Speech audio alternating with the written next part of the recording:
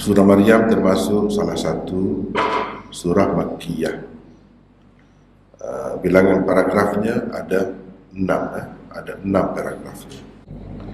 Terlebih dahulu kita tengok apa mesej utama surah ini. Ringkas saja mesejnya dan inilah akan kelihatan kepada kita sepanjang kita baca surah Maryam ini, iaitu tinggalkan akidah Trinity, akidah tiga Tuhan, dan pilihlah akidah Tauhid yang murni. Mana di celah-celah tu ada juga bantahan dan kritikan terhadap akidah syirik selain daripada Trinity itu. Trinity itu makna akidah tiga Tuhan yang dipercayai oleh orang-orang Kristian. Maknanya surah ini secara lebih khusus menolak akidah Kristian itu, bahawa itu juga termasuk dalam kesyirikan yang ditentang oleh Islam, yang bertentangan dengan ajaran sekalian Nabi, bukan sahaja Nabi kita, termasuk Nabi Isa sendiri dan Nabi-Nabi yang lain. Baik, ada 6 paragraf semuanya dalam surah ini. Paragraf 1 daripada ayat 1 hingga 15. Di dalamnya tersebut kisah Nabi Zakaria dan Nabi Yahya dan sebab-sebab keperluan kepada anak. Sebab-sebab keperluan kepada anak. Paragraf 2 bermula dari ayat 16 hingga 20. Ini kisah Maryam dan Nabi Isa alaihissalam.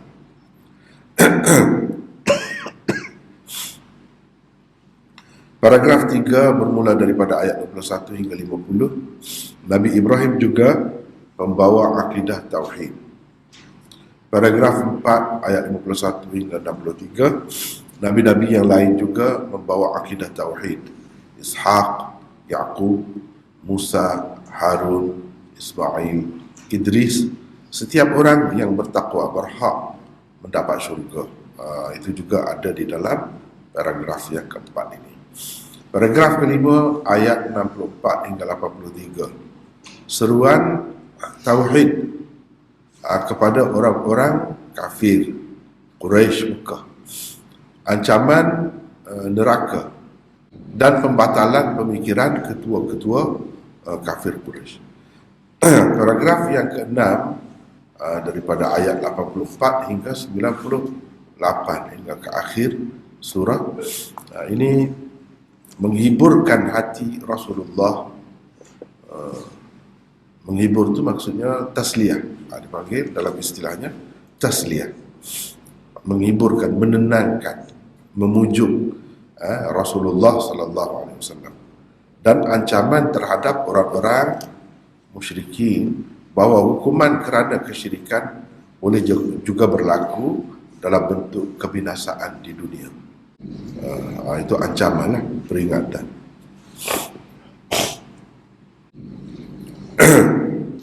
Baik, itulah secara kasarnya apa yang terdapat di dalam surah Maryam ini, tema-tema dan kandungan kasar di dalam surah Maryam. Itulah struktur, kita panggil struktur mikro, atau an-nazmul jalinya. An-nazmul jalinya, itulah. Kadang-kadang orang-orang yang belajar tafsir, yang baru-baru belajar tafsir, dia tidak faham istilah, kan? Dia tak pernah berjumpa istilah-istilah itu. Jadi eloklah melalui daurah kita ni mereka mula berkenalan dengan beberapa istilah dalam tafsir. Umpamanya tasliyah itu daripada dulu lagi ada, tafsir mana-mana pun ada. Paragraf akhir tadi kan, tasliyah, menghiburkan, itu semua orang tahu, orang belajar tafsir tahu. daripada dulu lagi. Tapi kalau istilah amud, tak tahu. Apa itu amud? Itu di dalam kitab, umpamanya tafsir Nizamul Quran, yang mana sebenarnya yang kita baca sekarang ni, yang kita ikuti sekarang, banyak sekali pengaruh, kesan daripada Maulana Hamiduddin Farahi. Itu manhaj dia, cara tafsir dia yang terkenal di seluruh dunia. Terkenal di seluruh dunia. Berapa banyak orang buat tesis PhD-nya, tesis masternya, mengkaji tafsir dia. Cara dia tu yang unik lah. Unik. Jadi buku yang kita terjemah ni, kita baca ni, sebenarnya banyak juga pengaruh daripada situ. Itu kita tahu dia guna istilah amud. Amud tu maknanya tiang. Kalau kita tengok dari segi bahasa, makna tiang kan? Bukan begitu. Amud itu inilah yang kita sebut mesej utama. Amud, mesej utama. Atau dalam bahasa Urdunya disebut markazi mazmun. Markazi mazmun. Itu istilah. Sama juga an-nazmul jali. Itu tak ada dalam tafsir-tafsir lama, tak ada. Itu penemuan baru. Penemuan baru. Kita kena tahu lah perkembangan itu. Perkembangan tafsir. An-nazmul jali itu apa? Struktur mikro lah. Yang kita duduk baca ni struktur mikro. Ini satu penemuan baru lah. Zaman dulu, tafsir-tafsir dulu tak ada. Istilah tu tak ada. Daripada kita mengikuti daurah tafsir kita boleh faham semua. Kenapa? Bahkan dibuat dalam bentuk carta. Kalau dulu Maulana Hamiduddin Farahi tak ada buat macam ni, carta ni. Ni orang kemudian. Bahkan pengarang dia ni masih ada. Pengarang dia masih ada. Dan pengarang dia ni orang Jamaat Islami. Jamaat Islami Maulana Maududi. Dan dia banyak juga ni tafsiran dia ni terpengaruh dengan aliran Maulana Maududi. Maulana Maududi juga seorang ahli tafsir yang terkenal. Maulana Maududi pun tidak buat gini, dia buat begini. Itu satu yang menarik lah, satu benda baru lah dalam tafsir. Jadi nak faham apa itu an-nazmul jali,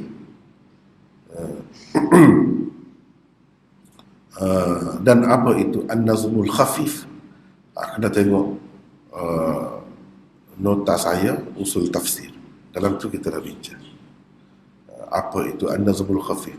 Kalau nazmul khafif tu dalam istilahnya maknanya struktur mikro, ni makro, itu mikro, struktur mikro. Itu pun dulu tak ada. Maknanya kalau orang belajar tafsir dulu, dia tak faham tu apa tu. Apa an-nazmul khafif? Struktur mikro. Itu kena tahulah kita orang belajar tafsir. Alhamdulillah, kita kalau belajar di India dan Pakistan, tafsir ni sentiasa berkembang. Dia tidak berhenti setakat benda sama macam kita di sini kan.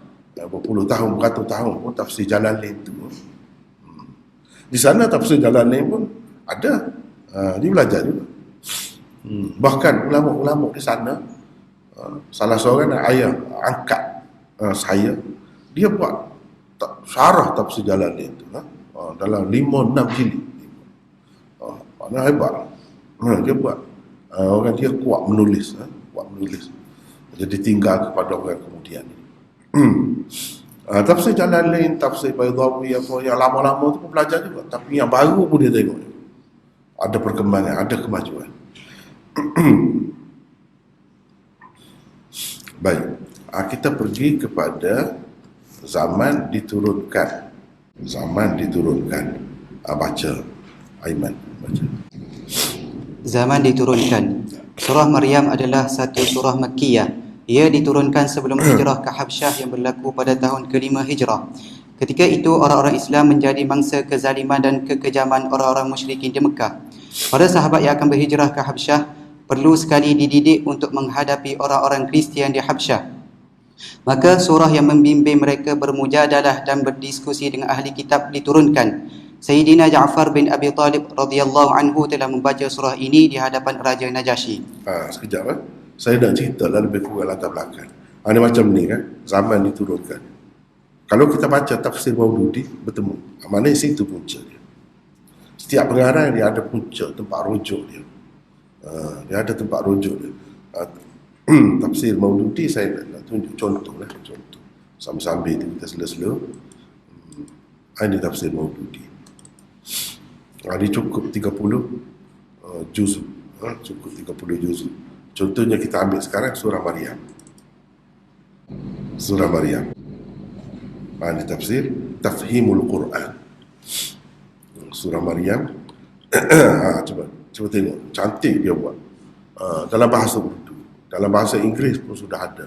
Dalam bahasa Arab, saya tak pasti lengkap dah ke tidak, saya tak pasti. Tapi sebahagian besar daripadanya telah ada diterjemahkan ke dalam bahasa Arab. Cuba tengok, ni menarik. Setiap surah dia buat begini.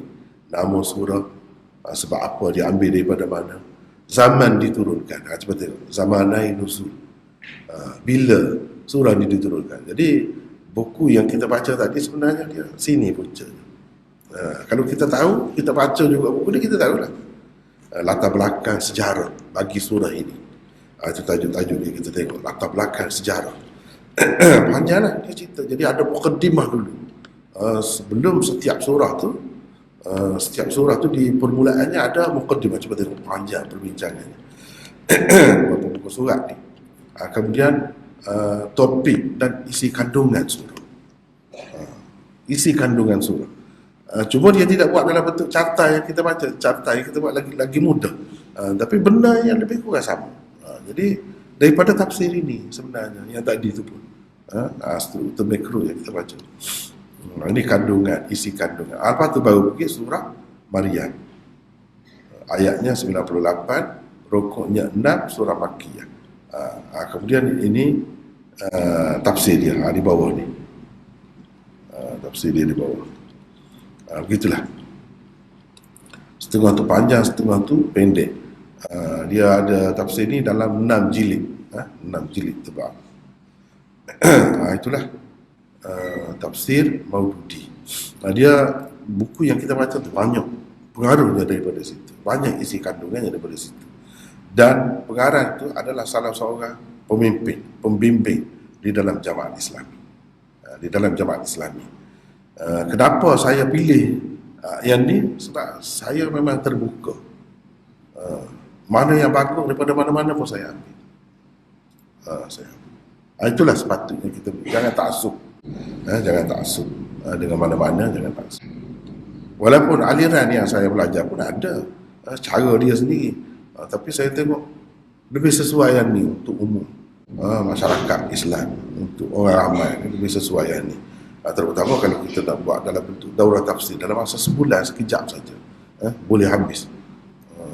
Dan orang dah tahu dah kandungan dia tu kan. Banyak tafsir-tafsirnya, antaranya kalau kita tengok ini tafsir Majidi. Tafsir Majidi. Tafsir Majidi. Di tengah di sini Quran dan terjemahan di bawah dia. Di tepi ni tafsir. Dia dibuat oleh seorang tokoh ulama juga di India, namanya Abdul Majid. Sebab itu namanya Majidi. Tafsir Majidi. Dan dia ni buat, kalau dalam bahasa Inggeris dia buat 4 jilid. Boleh cari tafsir Majidi dalam PDF pun ada, boleh dapat percuma. Saya pun ada. Dalam bahasa Inggerisnya 4 jilid. Dia sendiri tulis dalam bahasa Inggeris. Ini seorang Maulana yang hebat. Ini dalam bahasa Urdu dia. Tafsir dia dalam bahasa Urdu. Begitulah lebih kurang ya. Baik, kita kembali semula ke sini. Saya nak sebutlah, sebab sebelum ni saya tak sebut di mana punca dia. Tak setengah-setengah tajuk ni. Berkaitan surah Maryam dengan surah sebelum dan selepasnya. Baca terus. Pertama, ayat terakhir surah Al-Kahfi yang telah berlalu sebelum surah Maryam menjelaskan akidah tauhid dengan firman Allah, annama ilahukum ilahun wahid. dan manusia dilarang melakukan syirik dalam ibadah. Mesej utama surah Maryam ini pula ialah menolak akidah Trinity, yakni Tritunggal, dan membuktikan kebenaran akidah Tauhid. Kedua, disebutkan di permulaan surah Al-Kahfi bahawa salah satu tujuan Al-Quran diturunkan ialah untuk mengingatkan orang-orang Kristian tentang kesilapan akidah mereka. Ayat 4. وَيُنذِرَ الَّذِينَ قَالُوا اتَّخَذَ اللَّهُ وَلَدًا. Di dalam surah Maryam ini pula terdapat ayat-ayat seperti ayat ke-35 berikut. مَا كَانَ لِلَّهِ أَن يَتَّخِذَ مِنْ وَلَدٍ سُبْحَانَهُ, dan ayat ke-92 yang membuktikan Allah tidak mempunyai anak. وَمَا يَنْبَغِي لِلرَّحْمَنِ أَن يَتَّخِذَ وَلَدًا. Ketiga, dunia hanya perhiasan untuk sementara waktu, yang benar-benar kekal ialah amal soleh. Di dalam surah Al-Kahfi tersebut ayat di bawah ini, ayat 46. Al-malu wal-banuna zinatul hayatid dunya wal baqiyatus salihatu khairun 'inda rabbika thawaban wa khairun amala. Ia jelas menunjukkan kehidupan dunia hanyalah perhiasan sementara. Yang kekal dan berguna di sisi Tuhan hanyalah amalan soleh. Di dalam surah Maryam, perkara yang sama disebutkan, ayat 76. Wal baqiyatus salihatu khairun 'inda rabbika thawaban wa khairun maradda. Sekejap Aiman. Ini benda yang kita kena perhati. Perkaitan di antara satu surah dengan surah sebelumnya. Misalnya kita tengok ya di atas surah Al-Kahfi, annama ilahukum ilahu wahid, di akhir surah. Lepas tu di sini wa yunziran di dalam surah Al-Kahfi disebut wa yunziran ladzina qalu ittakhadallahu walada. Ada sebut dari situ. Lepas tu di dalam surah Maryam, ma kana lillahi an yattakhidha min walada subhanahu. Ni lebih kurang sama. Cuba tengok perkaitan dia, dekat tu, kandungan dia tu. Itu benda yang kita kena cari. Bila kita baca surah-surah di dalam Quran ini, dia memang ada perkaitan itu antara surah sebelumnya dan selepasnya. Kalau dalam surah sebelumnya disebut secara ringkas, di dalam surah selepas itu disebut dengan lebih terperinci lagi. Misalnya di dalam surah Al-Kahfi sebelum ni, Al-Baqiyatus Salihat, ada lafaz macam tu. Tetapi khairun 'inda rabbika thawaban wa khairun amala. Di dalam surah Maryam kan dekat lepas pada surah tu, surah Maryam ni, wal baqiyatus salihatu khairun 'inda rabbika thawaban wa khairun maradda. Tu beza, dekat. Itu makna perkaitan antara surah dengan surah.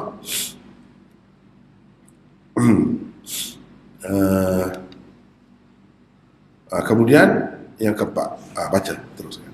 Keempat, di dalam surah Maryam, akidah Tauhid dibuktikan berdasarkan sejarah kehidupan Nabi Isa dan beberapa orang Nabi yang lain. Di dalam surah Taha akan datang, dikemukakan kehidupan Nabi Musa yang jelas memperjuangkan akidah Tauhid. Beberapa kata kunci dan tema utama surah. Pertama, gaya bahasa yang aneh dan luar biasa digunakan di dalam surah Maryam sebagai dalil-dalil kebenaran ajaran Tauhid. Perkataan burhan atau ayah tidak digunakan di dalam surah Maryam untuk membuktikan kebenaran ajaran Tauhid. Ia sebaliknya menggunakan gaya bahasa yang aneh dan tidak biasa seperti zikru rahmati dan wadhkur fil kitabi. Ayat 2, zikru rahmati rabbika 'abdahu Zakaria. Ayat 16, واذكر في الكتاب مريم إذ انتبذت من أهلها مكانا شرقيا. Ayat 41, واذكر في الكتاب إبراهيم إنه كان صديقا نبيا. Ayat 51, واذكر في الكتاب موسى إنه كان مخلصا وكان رسولا نبيا. Ayat 54, واذكر في الكتاب إسماعيل إنه كان صادق الوعد وكان رسولا نبيا. Ayat 56, واذكر في الكتاب إدريس إنه كان صديقا نبيا. Semua mereka yang tersebut di dalamnya adalah pendokong-pendokong ajaran Tauhid, maka itu merupakan bukti kebenarannya. Sekejap satu perkara yang saya telah sebut dah sebelum ni, tapi nak sebut sekali lagi. Ni kan sebab kita belajar ni secara ringkas. Sebut ayat, ayat 2, ayat 16. Tengoklah Kalau kita tu, kalau dah faham tak apalah. Tak faham. Tapi kalau tak faham, tengok. Contohnya ni. Ni contohnya. Apa ni? Ni kalau boleh bahasa Melayu ni. Tengoklah. Terjemahan saja. Atau kalau bahasa Indonesia ni. Tengoklah misalnya surah Maryam. Zikru rahmati rabbika abdahu Zakaria. Ayat 2 tengok sini. Penjelasan tentang rahmat Tuhan kamu kepada hamba-Nya Zakaria. Tengok gitu cara. Kalau ada dalam handphone, tengok di situ caranya. Kena buat begitu. Mana yang tak boleh faham secara langsung lah, barulah kita nampak. Itu yang pertama. Yang kedua, untuk membuktikan tauhid, selalu juga di dalam Quran digunakan istilah burhan. Hatu burhanakum, burhanum min rabbikum. Ayah digunakan. Tetapi di dalam surah ini tidak begitu. Tapi dalam bentuk zikru, wadhkur. Mana perkataan zikr? Ada disebut di sini. Perkataan wadhkur. Dan ini sebenarnya merujuk kepada dalil tarikhi. Ini isyarat kepada dalil tarikhi. Dalil berupa sejarah. Dalil dalam bentuk sejarah yang membuktikan ajaran tauhid itu ajaran yang benar. Dan itulah yang didukung, diperjuangkan oleh setiap orang Nabi, daripada Nabi Adam sampai kepada Nabi kita, termasuklah Nabi Isa. Bermakna orang-orang Kristian yang kata Tuhan itu ada 3, termasuk salah satunya Nabi Isa, itu tak benar, tak betul. Itu maksudnya.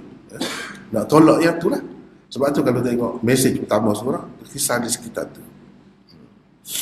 Dan itu penting. Kita kata, kenapa satu surah di sekitar tu? Jangan. Kita kena sedar bahawa sampai sekarang ni kita tidak boleh mengatasi. Kita tidak boleh melebihi orang-orang Kristian lagi dari segi bilangan, dari segi kuantiti. Mereka lebih ramai. Walaupun ajaran mereka itu tidak benar, ajaran mereka itu tak benar, karu, tak betul, bercanggah dengan ajaran pembawanya yang asal. Walaupun begitu, tetapi orang-orang yang mendakwa mengikut ajaran dia tu, mengikut Nabi Isa tu lebih ramai. Jadi kita terpaksa kena berhadapan dengan mereka. Terpaksa kena berhadapan. Jadi bagaimana orang Islam nak berhadapan dengan orang Kristian ini? Terutamanya kebetulannya di zaman kita ni, kalau di zaman Nabi itu kuat dah. Bahkan ada negara, pemerintah. Kalau cerita ni di Habasyah, sahabat-sahabat pergi ke Habasyah tahun ke-5, baca surah ni di hadapan Raja Najasyi. Raja Najasyi itu siapa? Kristian. Jadi Kristian kuat yang ada negara pada masa itu.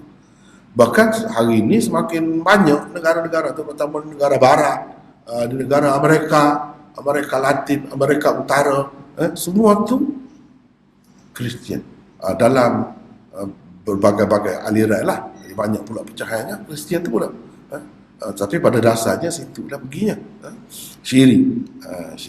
Maknanya kita kena hadapi mereka ni. Mereka bukan calon-calon orang, ada pengaruh besar. Paling tidak dari segi kemajuan negara dia. Dari segi itu. Jadi orang terkeliru, orang terikut-ikut, terpengaruh dengan mereka. Kita nak menghadapi mereka kena ada hujah yang kuat. Dan hujah Islam memang kuat. Daripada zaman Nabi lagi, seorang raja yang begitu hebat, yang begitu besar masuk Islam. Kerana baca surah ni, baru dia nampak ajaran Kristian itu tak betul. Dan Najasyi itu banyaklah pada hubungannya dengan Nabi SAW, sehingga dia meninggal dunia pun Nabi semayang semayang daripada jauh. Sampai begitu sekali. Nabi SAW kahwin dengan Ummu Habibah. Ketika Ummu Habibah duduk di sana, dialah yang menjadi wali, dialah yang bagi mas kahwin apa. Sampai begitu. Dan sahabat-sahabat yang pergi ke sana tu, sahabat-sahabat yang betul-betul hebat. Yang betul-betul hebat. Diketuai oleh Ja'far bin Abi Talib, Jadi abad kepada Sayyidina Ali radhiyallahu anhu. Pergi ke sana. Jadi itulah mereka berdakwah. Ini siapa? As-sabiqun al-awwalun minal muhajirin. As-sabiqun al-awwalun, dia pergi ke mana-mana pun memang memberi kesan yang sangat hebat. Itulah as-sabiqun al-awwalun. Ini sebelum ada lagi puak-puak Ansar apa semua tu, tak ada lagi. Itu sebelum hijrah lagi cerita ni berlaku. Teruskan baca. Kedua, punca sebenar kesyirikan orang-orang musyrikin Mekah. Ketika menjelaskan tentang sebab-sebab kesyirikan orang-orang musyrikin Mekah yang menjadikan min dunillah sebagai Tuhan mereka, surah ini mendedahkan bahawa Tuhan-Tuhan selain Allah itu pada anggapan mereka kuat, perkasa dan mempunyai iradah, yakni kehendak. Untuk mendapat pertolongan dan bantuan daripada mereka lah orang-orang kafir Quraisy menyembahnya. Ayat 81. وَاتَّخَذُوا مِن دُونِ اللَّهِ آلِهَةً لِيَكُونُوا لَهُمْ عِزًّا. Sekejap Aiman. Jadi orang kafir Quraisy, begitu juga ramai lagi musyrikin yang lain, kenapa mereka menyembah selain daripada Allah? Sebab pada anggapan mereka Tuhan-Tuhan yang lain ni Tuhan-Tuhan kecil lah. Tuhan-Tuhan kecil ni ada peranan juga, ada kuasa juga. Jadi itu puncanya mereka menyerupakan Allah dengan makhluk. Kalau makhluk ni ada raja, macam ada di bawah dia tu apa ni, tuk penghulu, tuk penggawa, dan sebagainya, ketua daerah dan sebagainya. Jadi masing-masing itu ada kuasa, dia fikir begitu. Itu puncanya jadi syirik tu. Bukan mereka tak percaya kepada Allah. Allah memanglah paling besar bagi mereka pun. Tetapi orang lain pun ada kuasa juga. Orang lain pun ada kuasa juga. Sebab itu kata bahaya. Kita pun kena berhati-hati orang Islam. Takut-takut jadi begitu. Teruskan. Ketiga, di dalam surah Maryam, satu dalil akli dikemukakan dalam bentuk pertanyaan bahawa Tuhan yang telah menjadikan manusia dari tiada kepada ada, adakah tidak berkuasa untuk menjadikan Isa tanpa bapa? Ayat 9. Wa qad khalaqtuka min qablu wa lam taku syai'a. Dan ayat 67. Awala yadhkurul insanu anna khalaqnahu min qablu wa lam yaku syai'a. Keempat, Bani Israel tidak menjaga dengan baik sembahyang dan yang diwajibkan ke atas mereka. Dijelaskan kepada ahli kitab bahawa bermula dari zaman Nabi Ismail sehingga kepada Nabi terakhir Bani Israel iaitu Nabi Isa AS, sembahyang adalah satu ibadat yang difardukan. Sekalian Nabi memerintahkan supaya bersolat, tetapi Bani Israel telah mengabaikan ibadat yang terpenting itu. Nabi Ismail yang hidup pada 2000 tahun sebelum Masihi telah menyuruh ahli keluarganya bersolat dan berzakat. Ayat 55. Wa kana ya'muru ahlahu bis-salati waz-zakah. Nabi Isa sendiri dinukilkan berkata bahawa Allah telah berpesan kepadanya supaya menjaga solat dan zakat di sepanjang hayatnya. Ayat 31. Wa awsani bis-salati waz-zakati ma dumtu hayya. Tetapi malang sekali kerana selepas itu Bani Israel mengabaikan ibadat yang berkurun-kurun lamanya itu semata-mata kerana mengikut hawa nafsu. Ayat 59. Fa khalafa min ba'dihim khalfun adha'u as-salata wattaba'u asy-syahawat. Jadi ini semua ni nak ceritanya ibadat sembahyang, zakat yang kita bagi ni bukan baru. Nabi-nabi dulu pun tahajat begitu. Cumanya yang betul-betul dapat menghidupkan ibadah ni orang Islam. Sebab orang lain tu kalau Kristian ni misalnya seminggu sekali, itu pun kalau pergi seminggu sekali saja. Yang masalah lain tu tak penting, semua dunia. Sedangkan kita sentiasa kena ingat kepada Allah setiap hari, bila kita bekerja, bila kita hidup, buat apa pun. Itulah sebab disyariatkan sembahyang 5 waktu tu. Hikmat dia supaya kita sentiasa ada hubungan dengan Allah SWT, tidak lupa kepadanya. Sebab itulah di dalam surah ni dan lain-lain selalu disebut zikr. Zikr itu maksudnya sembahyang. Teruskan. Kelima, berhubung dengan kebinasaan kaum dan umat. Satu perkara lagi tersebut di dalam surah Maryam bahawa Allah selalu juga membiarkan bangsa-bangsa yang derhaka bermewah-mewah dan berseronok dengan kehidupan yang serba lengkap untuk satu jangka masa. Kemudian dia membinasakan mereka. Cara membinasakan bangsa-bangsa seperti itu tersebut 2 kali di dalam surah ini. Pertamanya pada ayat ke-74 dan keduanya pada ayat ke-98. Ayat 74. Wa kam ahlakna qablahum min qarnin hum ahsanu athathan wa ri'ya. ayat 98. وَكَمْ أَهْلَكْنَا قَبْلَهُمْ مِنْ قَرْنٍ هَلْ تُحِسُّ مِنْهُمْ مِنْ أَحَدٍ أَوْ تَسْمَعُ لَهُمْ رِكْزًا. Jadi begitulah. Kita tidak perasan sebenarnya orang-orang sebelum kita sebanyak mana dah generasi sebelum kita. Inilah Tuhan tanya tu dalam bentuk pertanyaan. Berapa banyak dah sebelum mereka generasi yang lalu, setelah mereka pergi, hal tuhissu minhum min ahad, adakah kamu perasan ada seseorang daripada mereka, au tasma'u lahum rikza, ataupun ada bunyi bisikan-bisikan ataupun kesan bunyi tapak kaki, ada ke? Tak ada, lenyap dah. Begitulah kita pun akan jadi begitu juga. Kita akan bertemu, Tuhan akan tinggal. Kalau tidak binasa begitu pun mati biasalah. Mati biasa sehingga orang tak boleh kesan pun kita pernah wujud. Tak boleh kesan. Usah kau nak bincang jauh-jauh, kecuali kalau yang termasuk dalam sejarah tu, ayyamillah, itu adalah disebut dalam sejarah. Kalau tidak kan, cuba tanya diri kita sendiri. Bin apa? Orang ni bin 2-3 generasi. Generasi dia pun tadi atas. Mana datuk kita yang keempat, yang kelima lah katakan. Dia pun tak sangka kita ni tak tahu apa, tak tahu. Nama pun tak tahu. Usahakan nak tahu suara dia macam mana, rupa dia macam mana. Begitulah nasib hidup manusia. Jangan main-main. Yang Allah SWT kira ialah amalannya, imannya. Lepas tu orang ingat ke tidak ingat, orang perasan ke tidak perasan kita pernah wujud, ikutlah itu. Ikut. Yang pentingnya kita hidup penuh dengan makna, ikut ajaran Allah SWT. Barulah ada al-baqiyatus salihah, barulah ada. Itulah nak cerita hidup dunia ni setara tu lah, yang sibuk-sibuk sangat. Setara tu. Kecuali kalau kita ada peranan besar, barulah ada orang sebut, seperti Imam Bukhari, seperti Imam Syafi'i, seperti Imam Abu Hanifah. 1000 tahun lebih orang masih sebut lagi. Ada jasa, ada buat sesuatu. Padahal tidak keturunan dia pun. Yang keturunan datuk yang keempat, kelima pun tak tahu. Nama pun tak tahu. Itulah nak cerita. Jangan main. Supaya Allah SWT binasa. Dulu jangan kira dah tamadunnya hebatnya, bangunan hebat. Orang kemudian tengok duduk dalam tanah. Peninggalan lama.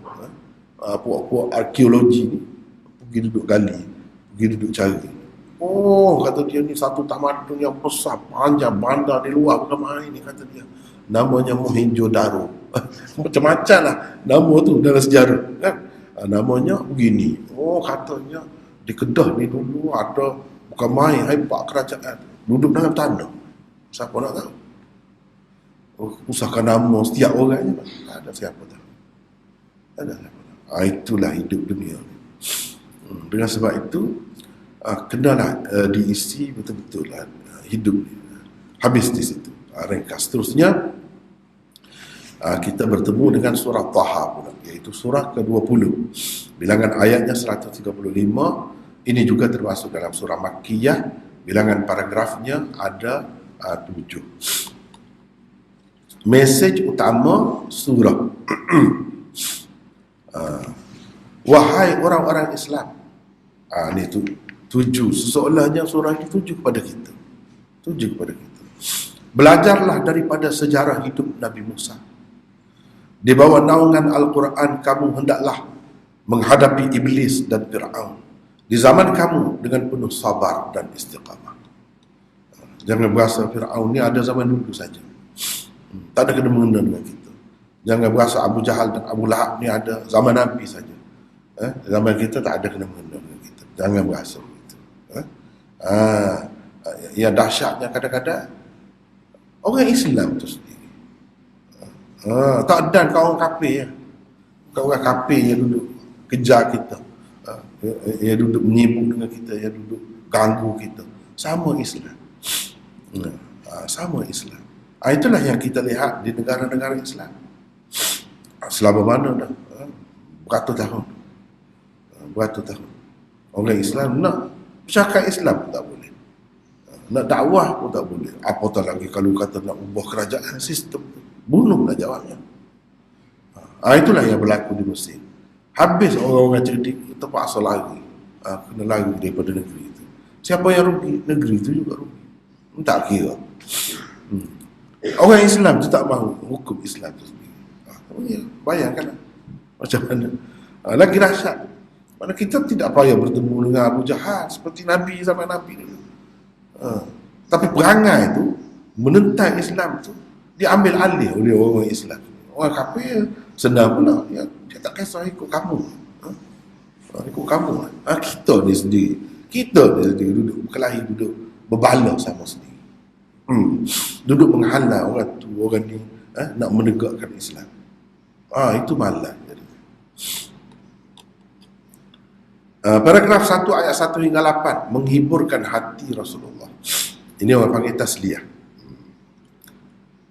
Paragraf 2 ayat 9 hingga 47 percakapan kali pertama Musa dengan Allah dan beberapa arahan dari Allah kepadanya. Kita boleh dapat di dalam surah ini. Itu yang pertama. Paragraf yang ketiga ayat 48 hingga 79 dakwah kepada Fir'aun di istananya dan akibat dakwah itu. Mana nak suruh orang Islam buat gini juga lah. Buat gini. Sebab itu cabaran teruk. Paragraf 4 ayat 80 hingga 98 peristiwa-peristiwa selepas keluar dari bumi Mesir dan fitnah Samiri. Ini pengikut Nabi Musa ni keluar daripada Mesir, apa jadinya?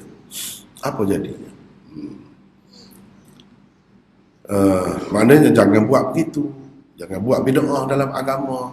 Musa Samiri itu buat bid'ah lah di kalangan ajaran pengikut Nabi Musa. Nabi Musa pergi sekejap dia sudah buat cerita lain sehingga jadi sesak habis orang. Jangan macam tu. Kita mana pesanan untuk kita dalam bentuk cerita tentang orang lain, tapi pesanan untuk kita. Paragraf 5 ayat 99 hingga 114 bicara Allah kepada Rasulnya dan hal ehwal hari kiamat. Paragraf 6 ayat 115 hingga 129 kisah Adam dan Iblis serta hukum balasan baik dan balasan buruk. Paragraf yang ketujuh ayat 130 hingga 135 pesanan bersabar dan beberapa arahan dan panduan kepada Rasulullah sallallahu alaihi wasallam. Mana kita pun kena ikut jejak langkah itulah. Kena ikut cara Rasulullah itulah. Ikut arahan Allah SWT juga. Dan itu terdapat di dalam surah ini. Baik, baca di situ. Zaman diturunkan. Zaman diturunkan surah dan latar belakangnya. Pertama, surah Taha diturunkan selepas surah Maryam sebelum berlakunya peristiwa hijrah ke Habsyah iaitu pada bulan Rejab tahun ke-5 kenabian. Sebahagian daripadanya ada yang diturunkan sekitar bulan Zulhijjah tahun ke-6 kenabian. Ketika itu surah Taha yang bertulis sudah pun ada pada saudara perempuan Sayyidina Umar. Kerana terkesan dengan surah itu, Sayyidina Umar telah memeluk agama Islam pada bulan Zulhijjah tahun ke-6 kenabian.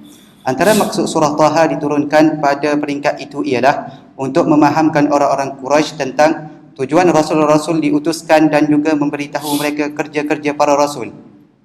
Melalui sejarah hidup Nabi Musa, para sahabat khususnya yang masih muda dibentuk dan dibina pribadinya. Surah ini juga memahamkan kepada orang-orang Quraisy yang bijaksana, ulin nuha, tentang kebenaran seruan Tauhid, kebenaran Al-Quran dan juga kebenaran hari akhirat. Ayat 54 dan 128. Teruskan. Kedua, ayat 114, besar sekali kemungkinannya diturunkan tidak lama selepas bermulanya kehidupan Rasulullah sebagai seorang Nabi. Ketika itu baginda membaca wahyu Al-Quran yang diturunkan kepadanya dengan cepat-cepat. Baginda takut ia terlepas dan tidak sempat diingat dengan baik. Ketiga, dikatakan kepada pimpinan musyrikin Quraisy bahawa sikap mereka yang melampaui batas itu tiada bezanya dengan sikap Fir'aun dahulu. Nabi Musa juga sama seperti Nabi Muhammad sallallahu alaihi wasallam. Kedua-dua mereka menyeru kepada akidah tauhid, kepercayaan kepada hari akhirat dan menegakkan solat. Seruan ini juga memang terdapat di dalam Al-Quran. Berpaling daripadanya mengakibatkan kerugian dan kehinaan di dunia dan di akhirat, sama seperti yang diterima oleh Fir'aun dan bala tenteranya. Baca lagi. Berkaitan surah Taha dengan surah sebelum dan selepasnya. Pertama, di dalam surah Maryam, untuk meyakinkan orang-orang Kristian tentang kebenaran akidah Tauhid, sejarah kehidupan Nabi Isa dijadikan sebagai dalil. Di dalam surah Taha ini pula, untuk meyakinkan orang-orang Yahudi tentangnya, dikemukakan sejarah hidup Nabi Musa sebagai dalil.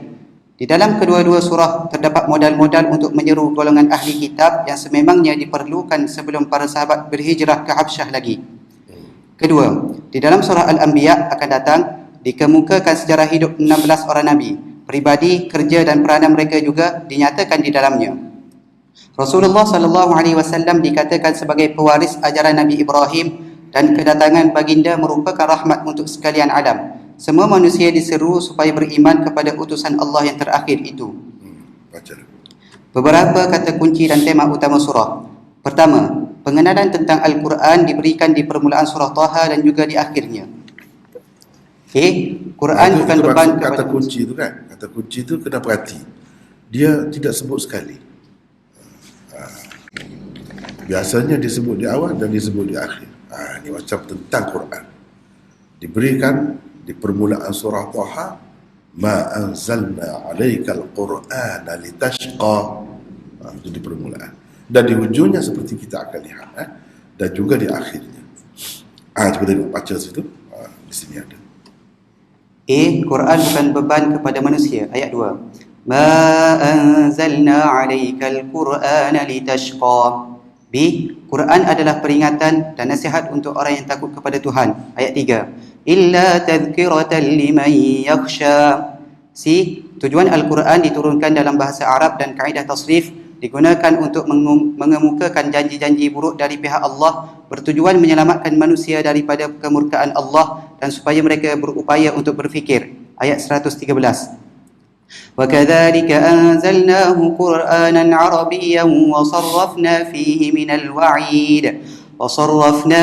مِنَ الْوَعِيدِ لَعَلَّهُمْ يَتَّقُونَ أَوْ يُحْدِثُ لَهُمْ ذِكْرًا.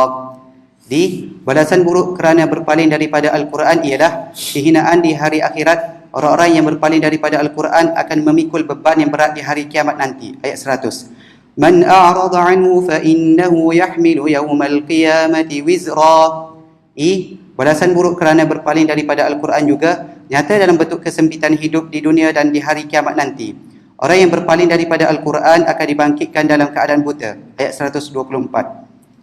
وَمَنْ أَعْرَضَ عَنْ ذِكْرِي فَإِنَّ لَهُ مَعِيشَةً ضَنْكًا وَنَحْشُرُهُ يَوْمَ الْقِيَامَةِ أَعْمَى. Cuba kita perhati. Sentiasa kita tengok daripada awal lagi. Penekanan tentang Al-Quran sebagai pegangan hidup. Selalu diperkenal, selalu ditekankan. Sebab ini, Quran ini hendak dijadikan sebagai panduan hidup kita, pedoman hidup. Sebab itulah selalu ditekankan. Inilah yang modal yang ada pada kitanya. Untuk bahagia dunia dan akhirat, kita kena pegang Quran ini. Kena utamakan Quran ini. Berpadukan Al-Quran ini. Itu yang ada pada kita. Sebab itu dalam surah mana-mana pun tak lupa Quran itu. Begitu penting Quran. Adapun mukjizat-mukjizat yang lain, dia telah hilang bersama-sama dengan Nabi kita. Kalau ada mukjizat dalam bentuk sahabat, sahabat-sahabat dia melahirkan orang-orang yang hebat, sahabat tu pernah mati. Kita tak sempat, tak ada dengan mereka. Yang boleh kita tengok, boleh buat panduan, boleh buat pegangan Quran ini. Ini yang ada. Sebab itu selalu disebut Quran di mana-mana pun. Teruskan. Kedua, dua ayat di dalam surah ini adalah penting untuk membuktikan tauhid uluhiyah. Antara tujuan seruan Al-Quran ialah membuktikan kebenaran ajaran tauhid uluhiyah dan menyebar luaskan tauhid asma' Allah dan sifat-sifatnya yang indah. Ayat 8. Allahu la ilaha illahu lahul asma'ul husna. Allah lah ilah, dia sahaja yang layak disembah. Ayat 14. Innani anallahu la ilaha illa ana fa'budni. Ketiga, sembahyang diperintahkan supaya dijaga dengan baik untuk mengingati Allah. Ayat 14. Wa aqimis salata li dzikri. Jadi sembahyang itu di dzikri. Dzikri maknanya dirikanlah sembahyang untuk mengingatiku. Sembahyang tu ibarat kulit. Ingat kepada Tuhan, itu isi. Dirikan sembahyang untuk mengingati. Fadhkuruni adzkurkum. Ingatlah kamu akan aku. Ingat macam mana? Dengan mengerjakan sembahyang. Nescaya aku ingat kepada kamu. Aku berikan rahmat, aku berikan bimbingan kepada kamu. Inna salata, di tempat lain, inna salata tanha 'anil fahsya'i wal munkar. Sesungguhnya sembahyang itu dapat mencegah daripada perkara keji dan perkara mungkar. Lepas tu apa Aiman? Aiman hafal Quran kan? Pada tu jadi doa. Dalam khutbah pun selalu baca dulu hari Jumaat apa? Selepas salat. Dah tu jadi doa ahli kitab. Tak dengar. Dengar dah. Kuat tu. Apa ni? Salata tanha 'anil fahsya. Baca. Pada zikrullahi akbar. Tu. Allah ya'lamu ma tasna'un. Kan? Semua apa ni khutbah mana-mana pun baca. Inna salata tanha 'anil fahsya'i wal munkar. Sesungguhnya sembahyang itu mencegah daripada perkara fahsyak. Perkara fahsyak ni perkara yang keji, terutamanya yang berkait dengan nafsu gitu, berkait dengan nafsu kita, seks. Wal munkar, dan perkara munkar secara umum. Waladzikrullahi akbar, dan ingat kepada Allah itu akbar, lebih besar. Sembahyang itu besar, kabira. Wa innaha lakabiratun illa 'alal khashi'in. Sembahyang itu besar. Sebab itu disebut, tapi akbar apa? Akbarnya zikir. Itu isinya. Itu isinya. Tapi kulit itu penting. Tak ada kulit, tak tahu apalah dalam tu. Semua Allah SWT buat itu. Timun susu ada kulitnya. Dalam tu ada isinya. Timun Cina ada kulitnya. Mempelam ada lain-lain. Kita dapat beza, dapat tahu kan. Semua ada. Dan kulit itulah yang menjaga isi itu. Daripada kulit tu kita boleh tahu masak dah ke tidak ke. Waladzikrullahi akbar wallahu ya'lamu ma tasna'un. Allah tahu apa yang kamu buat. Jadi orang buat ni sembahyang tu zahir. Kulit tu orang boleh buat. Sebab tu orang munafik pun boleh buat. Tapi Allah tahu apa dalam hati kamu tu. Kamu buat tu apa maksud, apa niat kamu. Nak menunjuk-nunjuk ria'an nas. Apa ni? Berdiri sembahyang itu dalam keadaan kusalah, dalam keadaan malas dan sebagainya. Tuhan tahu. Tuhan tahu apa yang kamu buat itu. Jadi yang pentingnya nak ingat kepada Allah. Ingat kepada Allah itu bukan setakat dalam sembahyang, bawa sampai keluar. Sentiasa ingat kepada Allah. Bila nak buat sesuatu, tanya. Tanya, ini Tuhan bagi ke? Itu maksud ingat kepada Allah. Yang kita belajar setiap kali sembahyang. Dia suruh kita ingat. Ada benda lain lagi, buat. Nak suruh apa? Nak suruh kita ingat juga di luar. Nak makan, tanya, halal ke haram? Ingat kepada Allah lah tu. Ingat kepada Allah lah tu. Bila kita nak melaksanakan sesuatu hukum dalam pemerintahan, ingat. Hukum Allah macam mana? Canggah ke tidak dengan hukum Allah? Kena tanya.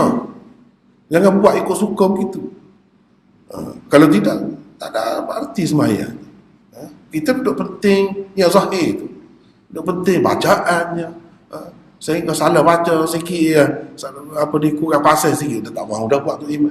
Sibuk kelahi benda-benda macam tu. Lepas tu dari segi gerak tangan, letak tangan di mana, itu yang pentingnya. Isi itu tidak dipentingkan. Padahal isi itu yang nak sebenarnya. Walaupun kulit itu memang penting juga. Memanglah penting. Sebab tu kan, wa innaha lakabiratun. Mana as-salatu kabiratun, bukan as-salatu akbar. Waladzikrullahi akbar. Cuci perhati itu. Barulah nampak ajaran Quran yang sebenarnya. Ingat kepada Allah. Aqimis salata li dzikri, di sini. Di dalam surah Taha. Dirikanlah sembahyang untuk ingat kepada aku. Itu perintah Allah kepada Nabi Musa. Teruskan. Keempat, ulin nuha, yakni orang-orang yang berakal. Ulin nuha ialah orang-orang yang menerima tauhid dengan lengkap, iaitu tauhid rububiyah dan tauhid asma wa sifat. Ayat 54. Sekarang ni orang duduk kelahi di tempat kita ni lah tu saya sedih tu. Bukan. Tak apa dia ni tauhid Ibnu Taimiyah. Ibnu Taimiyah apa ni? Dalam Quran. Allah. Tapi nasib baiklah, alhamdulillah ke mana-mana pun diterima, semua terima kandungan. Cuma istilah tu tak mahu.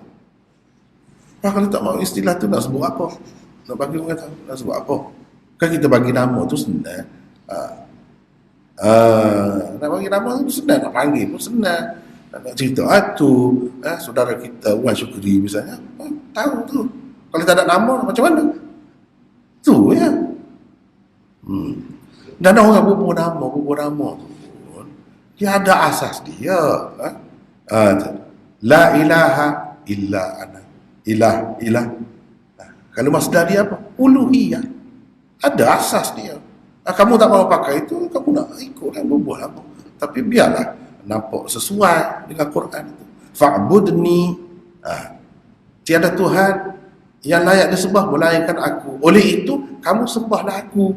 Cuba tengok uluhiyah itu. Dia berkait dengan sembahan kepada Allah. Itulah uluhiyah. Dan asma was sifat. Asma was sifat. Lahul asmaul husna. Kan sebut. Itulah maksud asma was sifat tu. Bukan apa benda yang ada di dalam Quran juga. Tetapi apa sebab jadi begini, sebab itulah saya dah sebut sistem pengajian yang tidak lengkap. Itulah akibat. Jadi berkelahi, jadi berbala, macam adik-adik dah lama tak bertemu kan, bertemu boleh jadi bertumbuk dulu. Padahal adik-adik dia tak tahu. Sebab itulah orang tua tu yang mengajar tu kena perkenalkan anak-anak tu. Ni adik-adik kamu, ni sama tak bertemu. Beginilah jadi. Samalah. Sama tak bertemu. Siapa dinafikan adik-adik sini? Itu tak kena. Siapa yang tak kena? Orang tua lah tak kena. Guru-guru tu. Kalau dia sebut, ini betul juga cara, ini betul juga. Senang kan? Jadi bersatu, jadi damai. Semua. Ini jadi tegang, memfitnah satu sama lain. Lebih-lebih. Kepada orang kafir pun dia tidak buat begitu. Lupa dari adik-adik. Innamal mu'minuna ikhwatun. Ikhwah, bukan ikhwan. Dia tak sebut ikhwan. Kalau sebut ikhwan tu saudara sekampung, saudara sepekerjaan, saudara sebangsa. Ikhwah, di mana adik-beradik seibu sebapa, adik-beradik darah daging. Tu. Tapi tidak jadi begitu, macam musuh. Benda ni sebenarnya. Duduk berkelahi ni. Yang jadi sibuk tu sebab apa? Sebab orang-orang tua tu tak reti. Orang tua tu dia duduk timbul benda-benda ni, letak Ibnu Taimiyah lah. Tak ada pasal-pasal pula Ibnu Taimiyah tu kena serang, kena fitnah. Padahal benda ni ada dalam Quran, ikutlah. Tak mau pakai Ibnu Taimiyah pun. Ni yang ada dalam Quran ni. Nak buat macam mana? Orang sebut tu, sepatutnya kita terima kasih. Nasib baiklah ada orang seperti dia perkenalkan kepada kita. Seperti mana kita kata, nasib baiklah ada orang seperti Abu Hasan Asy'ari itu, dia perkenalkan kepada kita manhaj, cara nak mengenal Allah, cara dia. Begitu sepatutnya. Ini tidak. Jadi musuh. Begitulah. Baca lagi. Kulu war'u an'amakum inna fi dhalika laayatin liulin nuha. Nabi Musa berkata, pengetahuan tentang umat-umat yang lalu ada di dalam kitab Tuhanku. Tuhanku tidak tersalah dan tidak lupa. Dialah yang menjadikan bumi itu terhampar dan telah membuat jalan-jalan untuk dilalui kamu. Dialah yang menurunkan air dari langit. Dengan air hujan itu tumbuh pelbagai hasil tanaman. Hasil-hasil tanaman itu hendaklah kita manfaatkan dan menjadikan sebahagian daripadanya sebagai makanan-makanan binatang ternakan kita. Sesungguhnya pada semua itu terdapat banyak sekali tanda-tanda kebesaran Allah kepada orang-orang yang berakal, yakni ulin nuha. Ayat 52 hingga 54. Jadi ulin nuha ni kata kunci juga. Ulul albab, ulin nuha. Tapi ulin nuha ni dalam surah ni banyak. Itu makna kata kunci. Maknanya naklah orang-orang yang berakal ni, orang-orang yang berfikir dengan matang, dengan masa, bukan ikut perasaan, bukan ikut-ikutan begitu fikir. Ini menunjukkan Islam ni melebihkan, mengutamakan orang-orang yang berakal, orang-orang yang berfikir. Teruskan. B. B. Ulin nuha atau orang-orang yang berakal sentiasa mengambil pengajaran daripada sejarah kebinasaan umat yang lalu. Ayat 128. أفلم يهد لهم كم أهلكنا قبلهم من القرون يمشون في مساكنهم إن في ذلك لآيات لأولي النهى. Habis di situ, kemudian kita pergi pula kepada surah Al-Anbiya. Ini surah ke-21 dari segi tertib mushafinya, tertib dalam Quran yang ada ni. Surah ke-21. Bilangan ayatnya ada 112. Ini juga termasuk dalam surah Makkiyah. Bilangan paragrafnya ada 8. Surah Al-Anbiya di dalam ni banyak sekali disebutkan nama-nama Nabi sebagai bukti lah, sebagai dalil. Dalil tarikhi orang panggil. Ini orang panggil dalil tarikhi. Dalil berupa sejarah. Kita nak tahu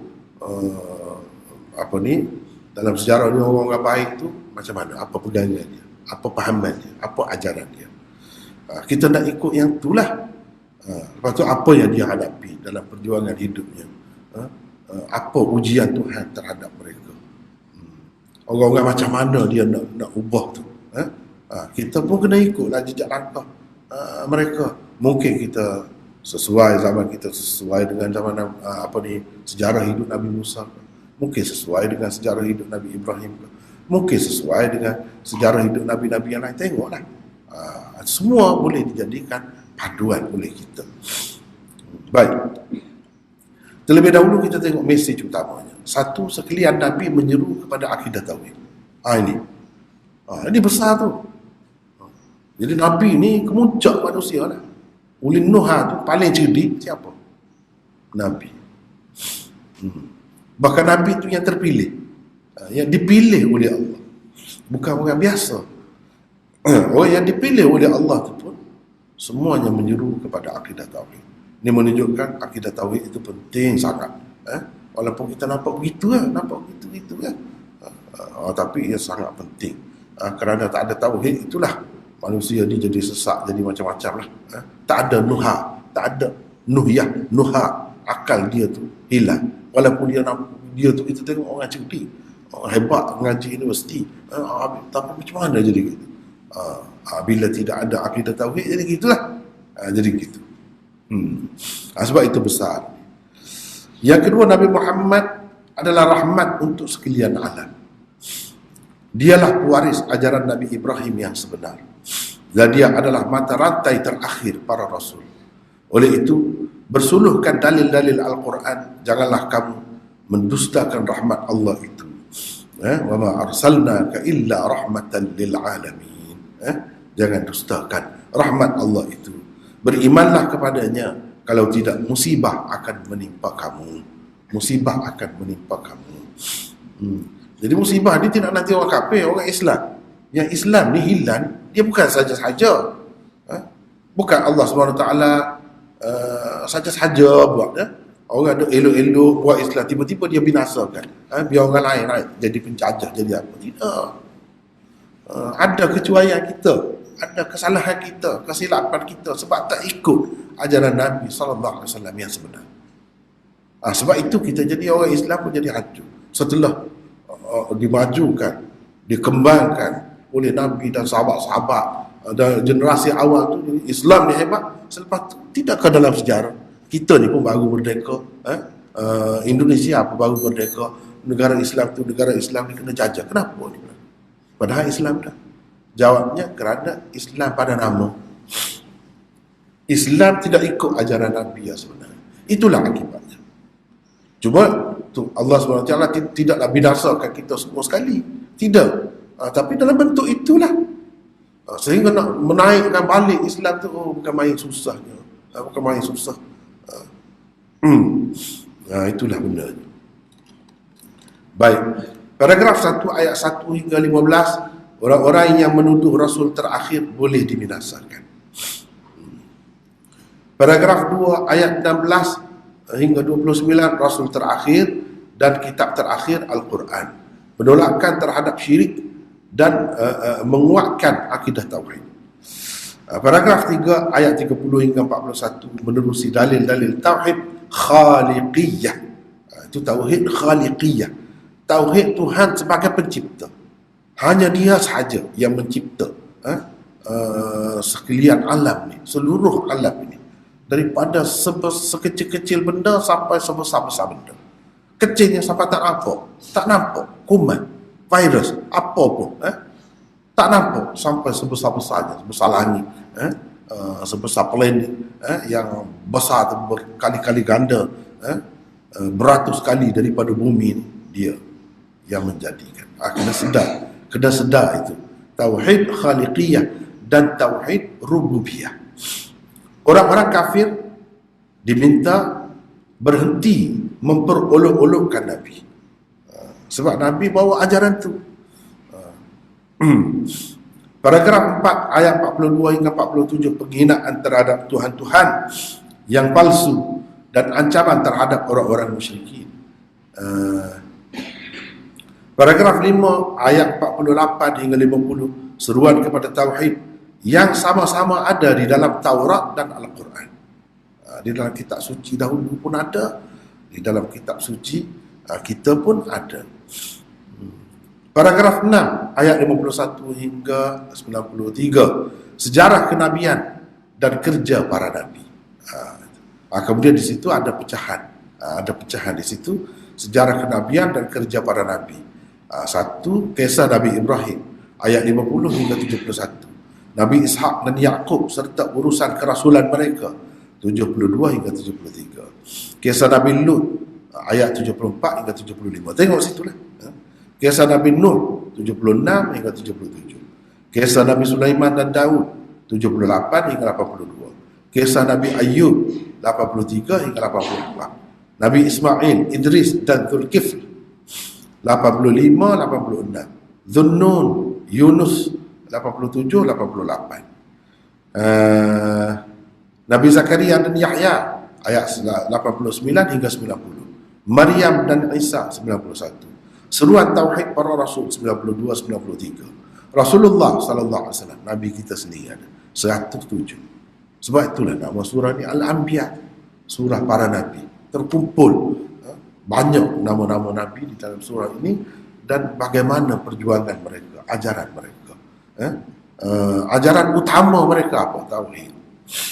Musuh utama perjuangan mereka syirik. Itu sebab syirik itu bahaya. Baik. Paragraf yang ketujuh daripada ayat 94 hingga 106 balasan yang berbeza untuk orang-orang musyrikin dan ahli tauhid. Kenapa balasan dia berbeza? Sebab amalannya berbeza. Jadi balasan itu sesuai dengan amalan kita. Paragraf yang ke-8 daripada ayat 107 hingga 112 arahan menjadi muslim dengan menerima dakwah tauhid yang dibawa oleh Nabi akhir zaman. Sebab apa nak tahu tauhid yang betul? Tak ada orang lain yang boleh cerita, yang boleh bagi tahu kepada kita dengan detail, dengan lengkap. Adapun nabi-nabi yang lain yang asalnya bawa ajaran tauhid itu sudah diselewengkan kitab-kitab mereka. Baik. Kemudian zaman diturunkan. Baca. Apa ni? Aiman baca. Zaman diturunkan. Surah Al-Anbiya besar sekali kemungkinannya diturunkan sekitar tahun ke-9 dan ke-10 kenabian. Ia diturunkan di Mekah bersama-sama surah Al-Mu'minun. Ketika itu, pelbagai tuduhan dilemparkan kepada Rasulullah sallallahu alaihi wasallam bahawa baginda adalah seorang penyair, seorang pendusta, bukan rasul, tidak lebih daripada manusia biasa dan lain-lain. Dalam keadaan itu, pengetahuan tentang sejarah para nabi dan kedudukan dan jawatan nabi-nabi perlu sekali diketahui. Itulah zaman di mana pertentangan di antara ahli tauhid dan ahli syirik berlaku dengan sengit sekali. Kerana itu, pada ayat yang terakhir sekali di dalam surah ini, Tuhan sendiri diminta supaya membuat keputusan. Berkaitan surah Al-Anbiya dengan surah sebelum dan selepasnya. Pertama, di dalam surah Maryam, melalui diskusi dan perbincangan dengan orang-orang Kristian, mereka diseru supaya meninggalkan akidah Tritunggal dan menerima akidah tauhid yang murni. Kedua, di dalam surah Taha terdapat diskusi dan perbincangan dengan orang-orang Yahudi dengan mengemukakan sejarah hidup Nabi Musa. Mereka juga diseru kepada Islam. Ketiga, di dalam dua surah sebelum ini, Nabi Isa dan Nabi Musa banyak dijadikan sebagai bahan rujukan. Di dalam surah Al-Anbiya ini pula dikemukakan sejarah hidup beberapa orang Nabi secara umum dan ringkas. Sejarah hidup Nabi Ibrahim pula disebutkan secara terperinci. Di celah-celah berita tentang sejarah hidup para Nabi itu, manusia disuruh supaya beriman kepada Nabi Muhammad yang merupakan rahmatul lil alamin. Keempat, di dalam surah Al-Anbiya, orang-orang musyrikin diberi amaran bahawa bumi mereka semakin sempit, orang-orang Islam akan berpuasa. Kelima, di dalam surah Al-Hajj nanti, orang-orang Islam dibenarkan berperang untuk mempertahankan diri. Teruskan. Beberapa kata kunci dan tema utama surah. Pertama, di dalam surah Al-Anbiya, setelah menyebutkan nama beberapa orang Nabi, dikatakan semua mereka adalah manusia yang baik dan manusia yang dipilih Allah. Wahyu diberikan kepada mereka. Nabi Musa ayat 48, Nabi Harun ayat 48, Nabi Ibrahim ayat 41, Nabi Ishaq ayat 72, Nabi Yaqub ayat 72, Nabi Lut ayat 74, Nabi Nuh ayat 76, Nabi Dawud ayat 78, Nabi Sulaiman ayat 78, Nabi Ayub ayat 83, Nabi Ismail ayat 85, Nabi Idris ayat 85, Zulkifli ayat 85, Zunnun Yunus ayat 87, Nabi Zakaria ayat 89, Nabi Yahya ayat 90, Isa bin Maryam ayat 91, Rasulullah sallallahu alaihi wasallam ayat 107. Sekejap Kalau kita perhati di sini apa ni, Nabi dikatakan semua mereka adalah manusia yang baik. Manusia. Adakah Nabi dari jin? Tak ada. Tak ada. Nabi dan Rasul ni dari kalangan manusia. Kenapa tidak ada? Mereka itu makhluk sampingan saja. Bukan makhluk yang utama. Betul, mereka itu bukanlah juga. Tapi tidak utama, tidak complicated, orang kata. Kehidupan mereka itu banyak perkara tak ada rumit. Tak ada rumit. Kalau kita nak naik bangunan tinggi, kena naik lift. Tidak pernah naik tangga. Dia tak payah. Untuk sampai tu. Kita kalau sungai besar nak sebelah sana naik perahu susah lah. Zaman dulu kan. Tempat kita ni banyak sungai-sungai kan, besar-besar kan. Ada buaya, ada macam-macam. Jatuh tu disambar buaya. Jadi buat jambatan. Nak buat jambatan tu bukan senang. Kena pandai. Jin perlu? Tak perlu. Jin tak perlu semua itu. Itu sebab banyak, kita ni banyak. Bila nak buat jambatan tu, ada pula yang rasuah. Jambatan tu tak tahan lama. Kena. Masalah jin tak ada timbul masalah tu. Tak timbul masalah tu.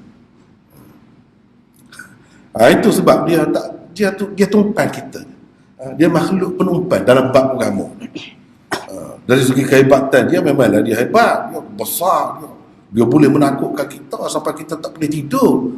Kalau dia tunjuk rupa dia tu, yang pelik-pelik tu, dia boleh, dari segi tu dia hebat lah. Tapi dari segi memimpin tidak. Dia bukan khalifah. Dia bukan khalifah dalam arti kata yang Tuhan nak, iaitu jadi pemimpin. Buktinya tak ada Nabi di kalangan dia, tak ada Rasul. Mereka tumpai kita.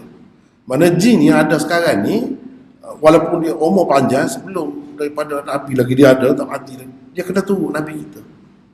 Di zaman Nabi Isa dia tunggu Nabi Isa, di zaman Nabi Musa dia tunggu Nabi Musa. Begitu caranya. Dan tidak disebutkan, mereka itu disebut sambil-sambil, disebut begitu. Tumpan sekali, tumpan sama, begitu saja. Makanannya pun tak ada rumit, semua tak ada rumit, mudah semua kepada mereka. Tak ada cabaran hidup banyak.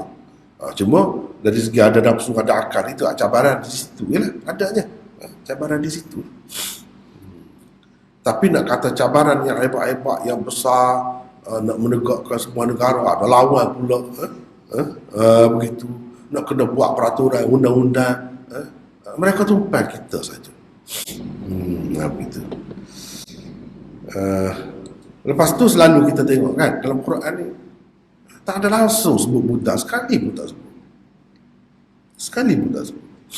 Cuma adalah orang duduk bahasa, ulama itu, ulama ini, dia tak sebut Nabi Zulkifli tu kata dia Buddha, kata dia. Itu pendapat saja, pendapat. Nak kata dengan pasti betul kan? Tak jelas juga.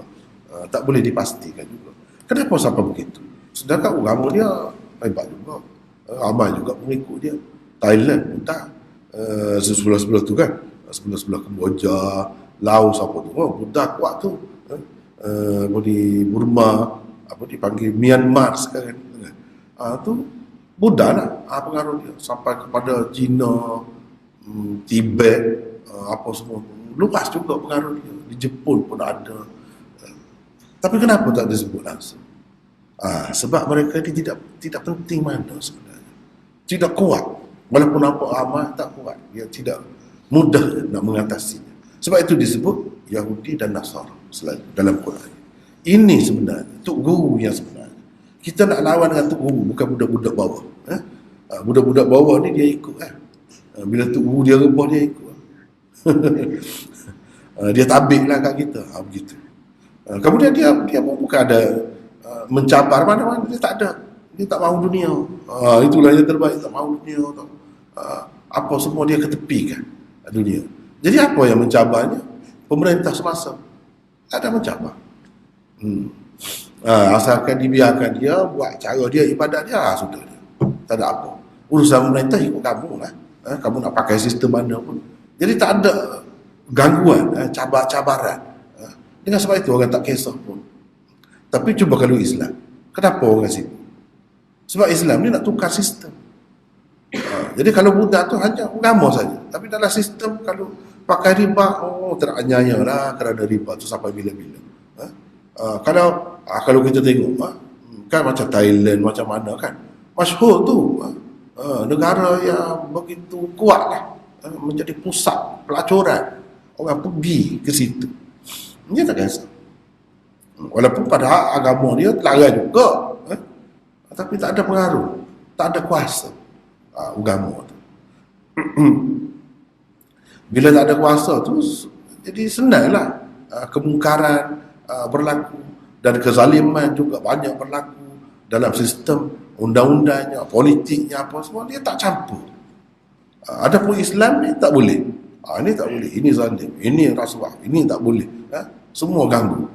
Jadi itulah yang mengancam pemimpin-pemimpin dunia, mengancam sistem-sistem lain. Sama juga Kristian pun dia tak kisah juga. Tapi kebetulan negara dia tu negara maju. Kebetulan Allah SWT buat begitu. Jadi kita kena terpaksa kena hadapi juga. Padahal dia lebih kurang dengan mudah juga dari segi tak kisah dunia tu. Cuma orang-orang dia maju, dan orang-orang dia pada nama saja Kristian, dan ada pengaruh besar. Sebab itulah selalu disebut dalam Quran ni dua tu. Yang lain tak sebut tu macam jin tadi lah. Dia tu ada, tapi kenapa tidak diutuskan Nabi, Rasul di kalangan mereka? Sebab dia tumpan saja. Jadi sama juga agama-agama lain, mudah saja untuk kita nak mengatasinya, untuk menghadapinya. Sebab mereka bukan Tok Guru. Tok Gurunya dua ni.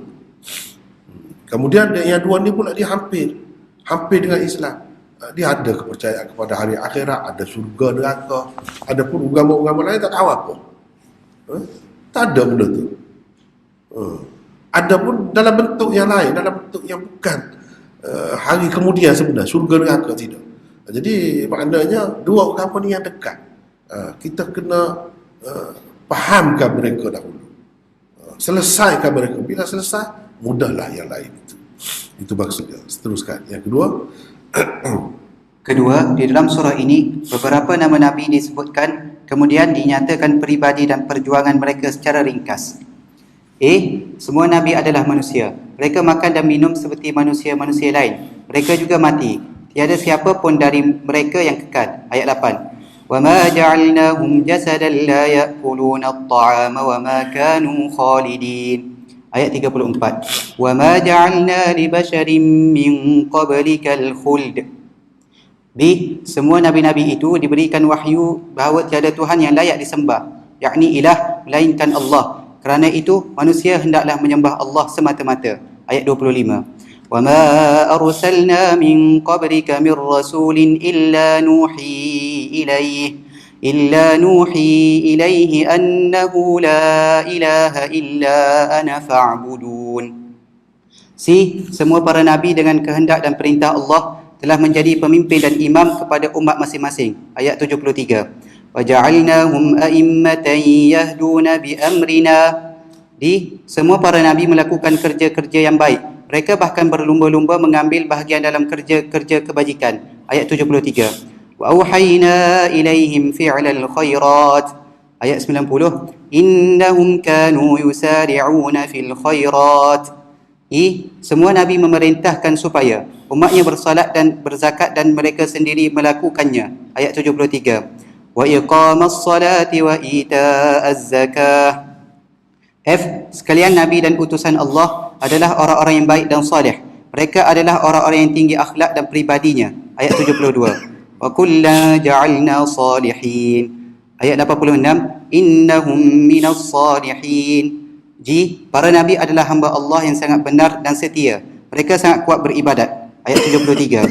وَكَانُوا لَنَا عَابِدِينَ. Semua para nabi-nabi berdoa ke hadrat Allah dengan penuh minat dan penuh harapan di samping penuh rasa takut dan gerun kepada Allah. Ayat 90. وَيَدْعُونَنَا رَغَبًا وَرَهَبًا. Sekalian nabi-nabi Allah adalah orang-orang yang khusyuk dan orang-orang yang khusyuk. Khusyuk adalah ketundukan jiwa dan fikiran yang kesan-kesan baiknya ternyata pada jasad dan anggota badan. Ayat 90. وَكَانُوا لَنَا خَاشِعِينَ. Sekalian nabi-nabi adalah contoh dalam kesabaran dan sifat istiqamah. Ketika menghadapi keadaan-keadaan yang sulit, sifat sabar dan istiqamah mereka dalam menghadapinya berada di puncak dan mereka berpegang teguh dengan akidah tauhid. Ayat 85. Kullum minas sabirin. Umat bagi sekalian nabi sama. Keluarga mereka juga sama. Semuanya hamba-hamba Allah. Para nabi adalah wakil-wakil dan duta-duta dalam kerajaan Allah. Sekejap. Jadi di sini dalam surah Al-Anbiya ni banyak sekali diceritakan tentang keadaan Nabi, hakikat mereka, ajaran mereka dan mereka sebagai contoh. Kenapa perlu dijadikan mereka sebagai contoh? Mereka dijamin oleh Allah. Walaupun begitu mereka manusia. Di sinilah berlaku penyelewengan sepanjang masa, sepanjang zaman. Sampailah ke zaman Nabi kita. Barulah selesai semua. Sebelum itu orang sudah jadikan manusia-manusia, nabi-nabi inilah sebab orang-orang baik kan. Yang tidak nabi pun mereka buat Tuhan.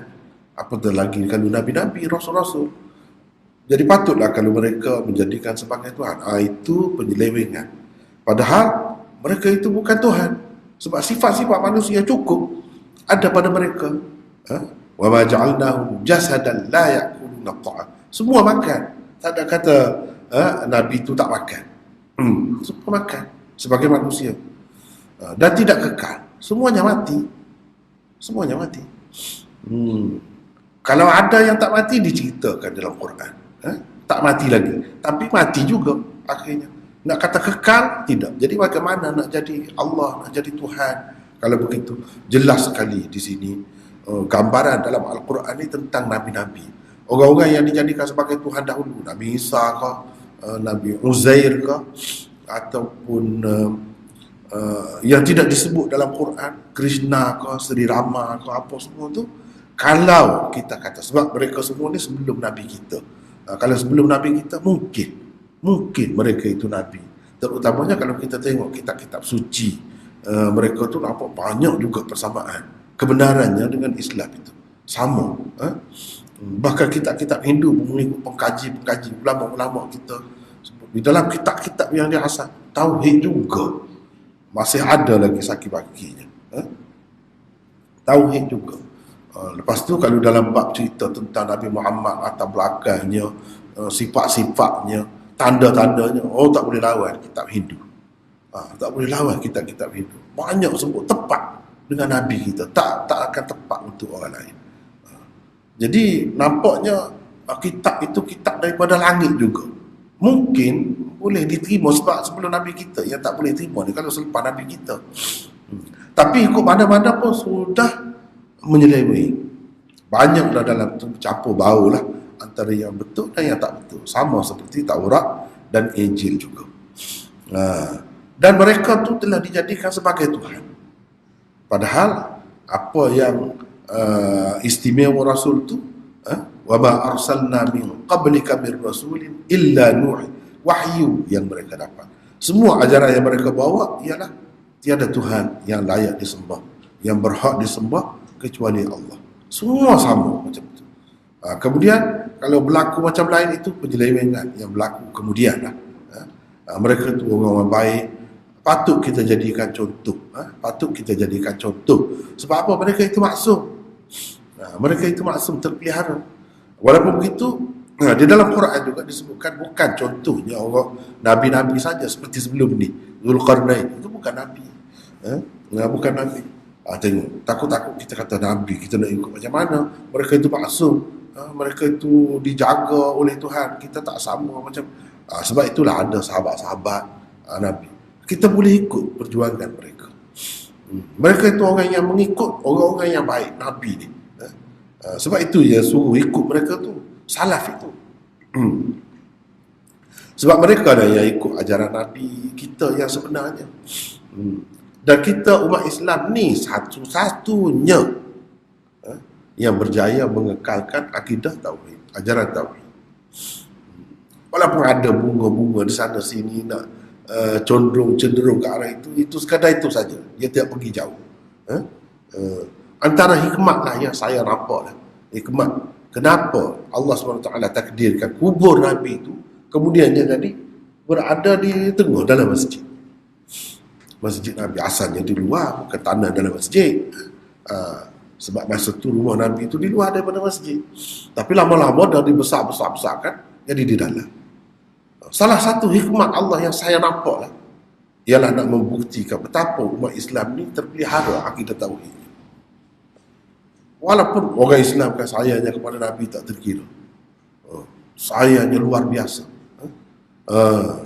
Cuba tengoklah, kalau orang buat karikatur ke apa ke, tunjuk perasaan tu mati pun ada. Sampai menentang tunjuk perasaan di hadapan kedutaan ini rata dunia. Nah, itu sikap orang Islam sayangnya kepada Nabi. Tapi adakah mereka menyembah Nabi? Tak. Sampai sekarang 1444 Hijri, tak ada siapa walaupun dalam masjid menghadap kiblat semua. Dan pemerintah pun sentiasa menjaga supaya jadi tidak ada yang tak cerdik tu ambil kesempatan. Jadi pada dasarnya secara keseluruhannya ulama-ulama mana-mana pun sentiasa bagi peringatan. Tak ada sembah Nabi ini, tak ada. Hikmat Tuhan juga, Nabi SAW tidak benarkan gambar. Dia peringkat itu. Sebab kalau ada gambar, manusia ni boleh puja gambar. Mula-mula gambar tu, lepas tu dia buat patung. Jadi hikmat Allah SWT, ajaran Nabi itu dia kemas itu. Supaya apa? Supaya tidak ada gambar dia pun tak ada. Jadi kita semua yakin. Kalau orang kata, oh ini gambar kayu, dia tahu mana. Apatah lagi kalau dia buat patung. Kan? Tak ada juga orang sebuah gambar. Tak ada. Sedangkan agama Sikh yang baru kemudian dah jadi syirik sebanyak mana. Kalau kita pergi ke gurdwara mereka kan, memanglah sujud. Dia buat replika kubur Guru Nanak. Itu padahal baru. Kita tak boleh terima lah. Tak mungkin dah dia tu Nabi. Sebab selepas Nabi kita tidak adalah Nabi yang lain. Yang kemudian, nak ceritanya yang kemudian pun sudah tidak boleh bertahan. Sangat. Syirik ni kuat juga pengaruh dia. Kecuali kalau Islam, kuasa Islam, itu yang boleh tahan. Yang lain tak boleh bertahan. Walaupun yang baru, Guru Nanak tu baru saja, itu pun tak boleh bertahan. Jadi syirik juga, kenal syirik juga. Tiga. Rasulullah SAW diperolok-olokkan dan dipermain-mainkan. Orang-orang musyrikin bila saja melihat Rasulullah memperolok-olokkan baginda dengan berkata, inilah dia orang yang memburuk-burukkan Tuhan kita. Ayat 36. وَإِذَا رَآكَ الَّذِينَ كَفَرُوا إِنْ يَتَّخِذُونَكَ إِلَّا هُزُوًا أَهَذَا الَّذِي يَذْكُرُ آلِهَتَكُمْ. Rasulullah SAW diberikan tasliyah dan ditenangkan jiwanya dengan dikatakan Rasul-Rasul terdahulu juga diperolok-olokkan. Ayat 41. وَلَقَدِ اسْتُهْزِئَ بِرُسُلٍ مِّن قَبْلِكَ فَحَاقَ بِالَّذِينَ سَخِرُوا مِنْهُمْ مَا كَانُوا بِهِ يَسْتَهْزِئُونَ. Keempat, Rasulullah dituduh dengan pelbagai tuduhan. Orang-orang musyrikin Mekah merendah-rendahkan Rasulullah dengan kata mereka, dia seperti orang-orang lain, tidak lebih daripada seorang manusia. Ayat 3. Hal hadza illa basyarum mithlukum. Apabila mendengar wahyu yang disampaikan oleh Rasulullah, orang-orang musyrikin berkata, ini tidak lebih daripada mimpi-mimpi yang mengarut. Ayat 5. Bal qalu adghathu ahlam. Rasulullah dituduh telah mencipta dan mereka Al-Quran. Ayat 5. Bal iftarahu. Di antara tuduhan yang dilemparkan kepada baginda ialah baginda seorang penyair. Ayat 5. Bal huwa syair. Jawapan kepada orang-orang musyrikin diberikan bahawa tidak ada seorang rasul pun yang tidak memerlukan kepada makan dan minum, dan tidak ada seorang rasul pun yang hidup kekal. Ayat 8. وَمَا جَعَلْنَاهُمْ جَسَدًا لَا يَأْكُلُونَ الطَّعَامَ وَمَا كَانُوا خَالِدِينَ. Sekejap Aiman. Di sini pun pengajaran kepada umat juga. Pengajaran kepada umat juga. Hikmat Allah SWT buat. Kenapa Rasulullah dan Nabi-Nabi dahulu yang baik-baik, yang terpilih pun kena tuduh. Jadi kalau kita ni penjual-penjual Islam yang kemudian ni, kalau ada, tak payah risau. Buat tak dengar, buat tak tahu. Orang nak kata apa, biar dia kata lah. Dia tak kata gila lah. Nabi kena kata gila. Kena kata tukar sihir lah, kena kata macam-macam, bodoh lah, kena kata.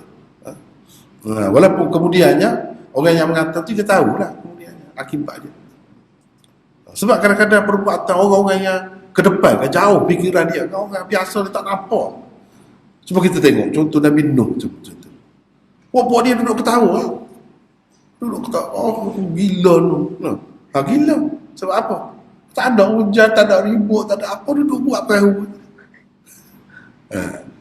Padahal dia tak tahu perahu itulah yang akan menyelamatkan orang lain. Yang tak ada selamat kecuali yang naik perahu tu. Yang naik perahu tu siapa? Orang-orang yang beriman lah. Orang-orang yang dikatakan bodoh. Pemimpin yang baik, yang cerdik, yang bijak macam tu pun dikata juga. Nak lepas daripada manusia kata ni tak boleh lepas di dalam hidup dunia ni. Dengan sebab itu, ini pengajaran kepada kita. Pengikut-pengikut Nabi ni memang begitu. Bahkan Nabi-Nabi itu dipenjara, dihukum, dibenci, dimusuhi. Nabi kita sendiri sebaik-baik contohnya dihalau, disekak, dihalang daripada berdakwah, dicuba untuk membunuhnya. Sampai begitu sekali. Itulah orang-orang yang baik memang begitu. Kadang-kadang dia ada cabaran tu. Kalau kita tak kena cabaran tu, nasib lah. Nasib. Tapi dari satu segi Tuhan kira semua tu susah-susah tu pun Tuhan kira, bukan saja-saja. Cuba kita kata nasib lah, tak ada susah. Kita kata begitu. Seperti askar lah, askar. Orang yang jadi askar kan dapat keistimewaan banyak, boleh buat pinjaman itu, boleh dapat kemudahan itu, kemudahan ini. Kebetulan dia jadi askar tu tidak masa perang. Mujur lah dia kata, mujur. Gitu. Kalau kena perang dia lah kena mati dulu.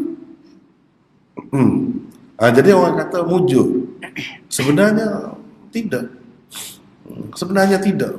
Kalau urusan dengan manusia, setakat tu lah manusia nak kemudahan, nak apa, kebetulan tak nak berlaku, ialah mujur lah si baik dia. Tapi kalau perjuangan untuk agama tak boleh fikir begitu. Tak boleh fikir begitu. Susah kau, senang kau, macam mana kau, kena ingat. Ini ujian. Jadi dia dapat mari, dia berapa banyak contoh Nabi-Nabi ni macam tu. Sebab itu Maulana Maududi kan, Maulana Maududi tak pernah jawab. Orang kata apa ke dia? Dia senyap. Kalau ada pun orang lain tolong jawab, dia tak ada jawab. Tak perlu buang masa. Nak suruh orang tengok, nanti kita tak ada. Tengok kerja ni. Kerja dia orang semakin menilai, semakin menghargai. Itu dia.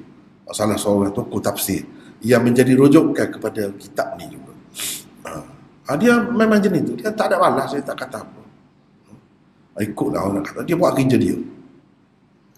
Itu cara yang terbaik sebenarnya. Sebab apa yang kata kepada kita tu, kita ni setelah Nabi kita, umat Muhammad, saudara-saudara kita juga, adik-adik kita juga.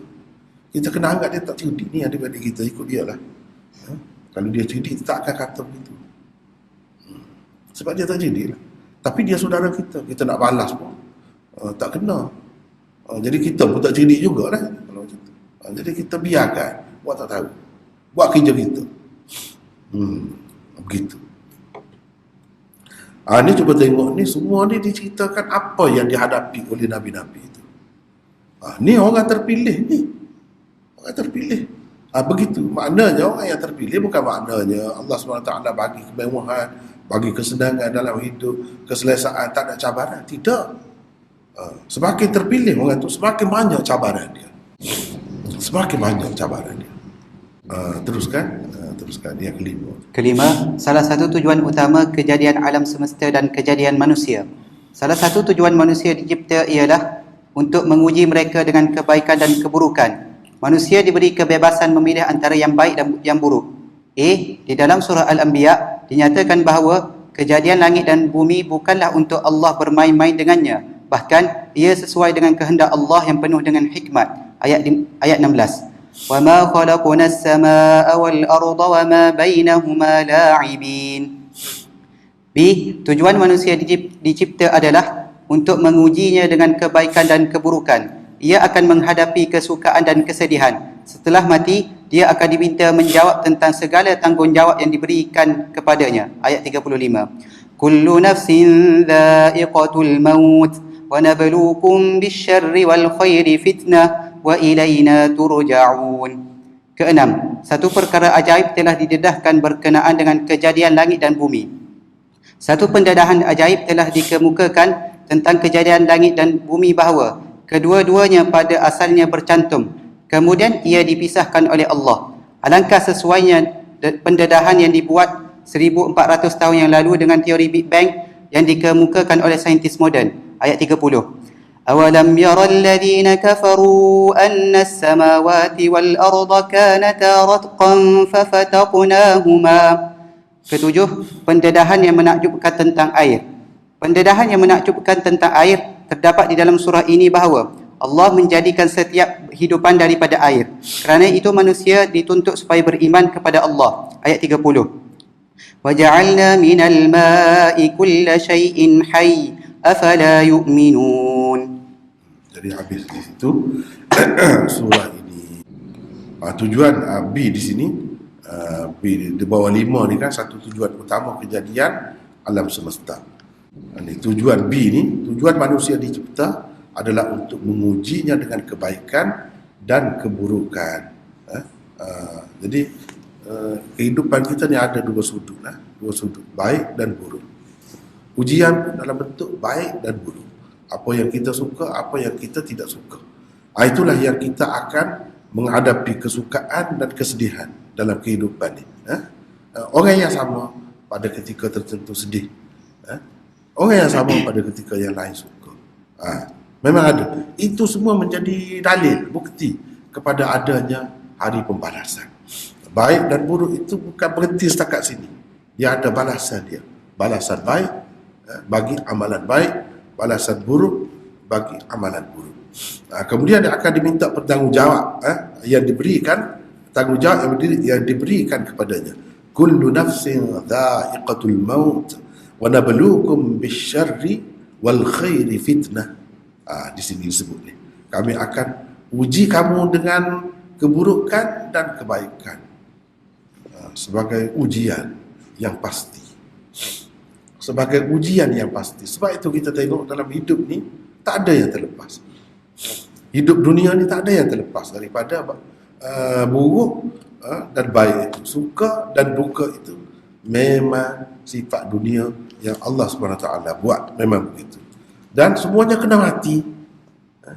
Termasuk Nabi-Nabi juga. Al-Anbiya, surah Anbiya ni. Nabi-Nabi itu pun mati juga. Itu bukti, sebesar-besar bukti bahawa kita bukan Tuhan. Nabi-Nabi juga bukan Tuhan. Kalau Tuhan Al-Hayyu, ya hidup sebenarnya.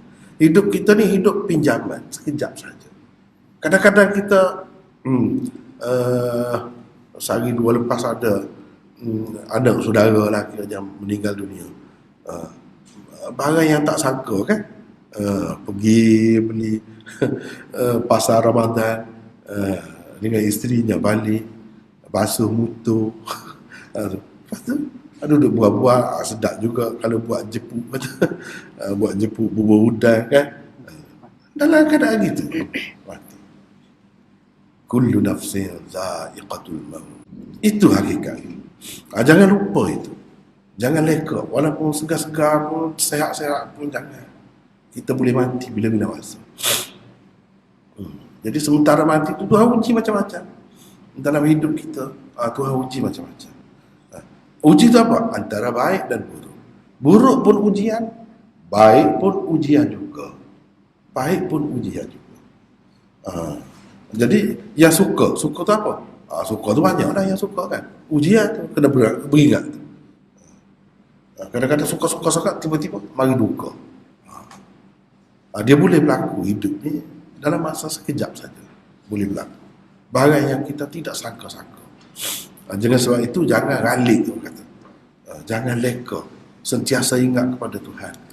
Jangan terfikir nak buat maksiat, nak buat benda jahat, nak buat benda derhaka kepada Allah, benda yang dilarang oleh Allah, sebab tak tahu bila Allah SWT nak ambil kita. Nabi-Nabi pun begitu. Jadi kita siapa? Kena mati. Jadi hikmat Allah juga mati. Kalau tidak, manusia tak akan nampak apa yang dia buat tu, apa ganjaran dia, apa balasan dia. Yang disebut kalau buat seperti buat kebajikan tu, belanja tu seperti sebiji, kemudian jadi setangkai. Dalam setangkai itu ada berapa biji, beratus biji. Nak dapat di mana? Nak tahu di mana? Di mana nak dapat hasil? Seolah-olahnya Allah SWT kata kamu tak payah buat kerja banyak, tak payah susah-susah banyak. Kalau dah jadi tua, jadi nyanyuk macam-macam pula. Tak ada gigi pun satu hal. Tak ada gigi pun satu hal. Kemudian jadi nyanyuk pula. Tak perlu. Sekejap saja. Kalau amalan kamu banyak, Tuhan boleh ganda-gandakan. Cukup, kamu setakat itu saja. Seseolahnya begitu. Seseolahnya begitu. Kalau kita fikir gitu kan, insaf lah jadi insaf. Jadi kita tak tahu Allah SWT nak bagi setakat mana. Jangan risau kalau kita kata sekejap sangat tak ada nak buat. Allah SWT boleh ganda-ganda. Wallahu yudha'ifu liman yasha. Allah SWT boleh ganda-ganda. Jadi ataupun contohnya Imam Nawawi 45 tahun je itu. Umur dia 45 tahun, mati dah. Dia tak ada anak pun. Tak ada anak. Tapi dia ada ilmu, dia tinggal ilmu. Setiap kali orang baca kitab dia akan sampai kepada dia. Mana panjang lah, panjang. Seperti hidup lama jugalah.